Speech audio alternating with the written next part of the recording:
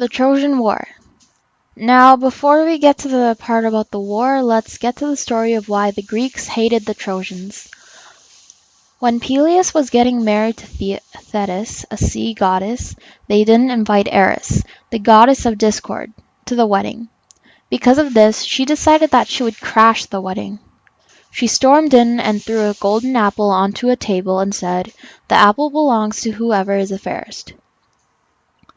Hera, Athena, and Aphrodite each reached for the apple.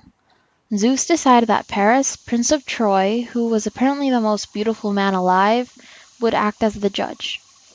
Hera promised him power, Athena promised him wealth, and Aphrodite promised him the most beautiful woman in the world.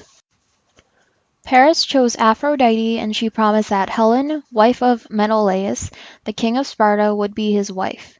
Paris abducted her, and that's what flared the war between the Trojans and the Spartans.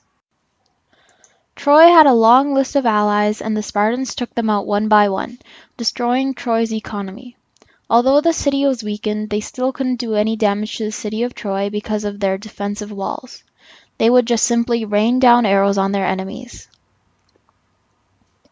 They fought for 10 years, until Odysseus, a Greek general, had an idea, along with some help from Athena. They built a huge wooden horse and left it outside the gate. Then the entire Greek army left, looking as if they finally admitted defeat. But really the horse would be hollow. 30 men would be hiding inside. When the Trojans decided that the horse would be taken inside the city as a victory trophy almost, at night the men came out of the horse and they opened the gates for the Greeks who had returned. That was the end of Troy.